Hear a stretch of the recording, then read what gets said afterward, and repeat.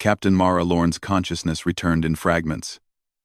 First came the weight, soft, warm, insistent, pressing against her cheek. Then the smell, something between cinnamon and ozone, unmistakably alien yet somehow comforting.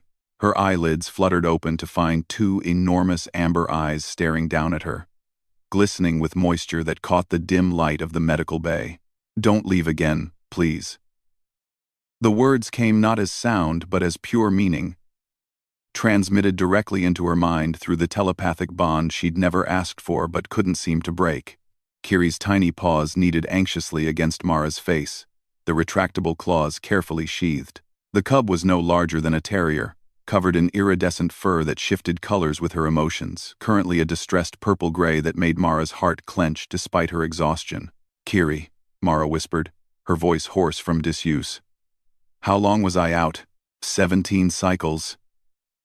The cub's mental voice cracked with something that transcended species, pure, desperate relief. "The healers said your body was rejecting the void exposure. They said humans weren't meant to breathe vacuum, even for seconds.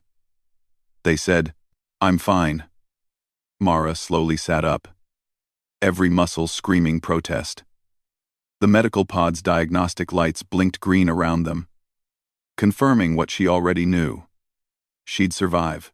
Humans always did. It was their most infuriating quality, according to the Galactic Council. Kiri immediately scrambled into her lap, curling into a tight ball.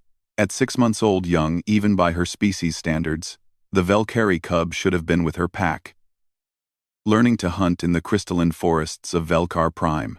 Instead, she was here, aboard the human exploration vessel, indomitable, bonded to a captain who kept nearly dying. "You jumped out of the airlock," Kiri transmitted, her mental voice small. "Without a suit, without breathing apparatus. You just jumped." Mara stroked the cub's shifting fur, watching it gradually fade to a calmer blue-green. The hull breach was spreading. "If I hadn't manually sealed those blast doors from the outside, we'd have lost the entire starboard section. 300 crew members. Kiri, I couldn't let them die. But you could have died." The cub's emotions flooded through their bond, terror, anger, confusion. "Humans die. You're not immortal. You're soft and squishy, and you need air and warmth, and we're too stubborn to know when to quit." Mara smiled despite the lingering pain. "It's what we do, little one." 22. The medical bay doors hissed open. Commander Takeshi Chen entered, his weathered face creasing with relief. "Captain, welcome back. The kid hasn't left your side since we pulled you in, I noticed." Mara glanced down at Kiri, who had pressed herself even closer. "Status report? Hulls patched. 0 casualties from the breach.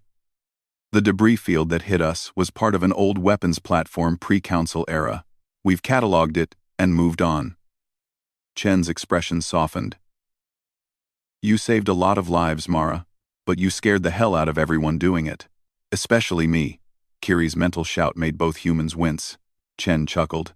"Especially her. The little furball tried to bite through the airlock controls when we wouldn't let her go after you."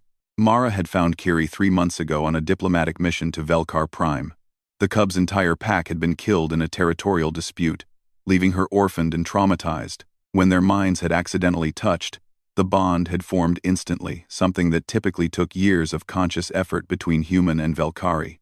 The Galactic Council had been horrified. Humans weren't supposed to form telepathic bonds. They were too aggressive, too reckless, too prone to throwing themselves into danger. The Velkari were gentle herbivores, their predator-like appearance notwithstanding. They didn't hunt. They harvested. They didn't fight. They negotiated.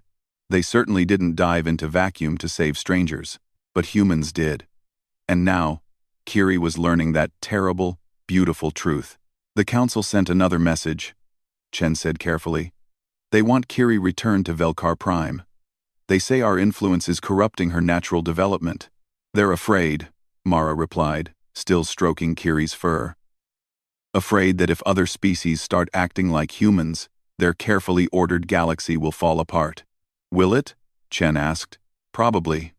Mara grinned. But not today. Kiri looked up at her, amber eyes still glistening. Promise you won't leave again? Promise you won't jump into space without me? I can't promise I won't jump into danger, Kiri. That's not what humans do. We see something wrong, someone in trouble, and we can't help ourselves. It's our greatest strength and our worst flaw. Then, the cub's colors shifted to determined orange-red. Then teach me. Teach me to be brave like humans. Teach me to jump when others need saving. Mara met Chen's eyes. The commander slowly nodded. The council wouldn't like it. They'd protest, threaten sanctions, maybe even try to enforce Kiri's return, but they'd also seen what humans could do when pushed. They'd seen ships held together with duct tape and determination. They'd seen crews survive impossible odds through sheer bloody-mindedness. They'd seen Captain Mara Lorne walk out of an airlock into hard vacuum and live to tell the tale. All right, little one, Mara whispered, pulling Kiri close. I'll teach you. But first rule. We look out for each other. No more waking up alone. Scared I won't come back. Kiri's purr resonated through their bond, warm and fierce. Deal. And second rule. You teach me how humans are so stubborn they forget to die. Mara laughed, the sound echoing through the medical bay. Somewhere, out in the endless dark, the galaxy was changing. Species were learning that courage wasn't the absence of fear, it was the refusal to let fear win. And at the heart of that change was a human captain and a tiny alien cub, proving that some bonds transcended species, logic, or council regulations. After all, that's what humans did best. Make the impossible look easy, and teach everyone else to do the same.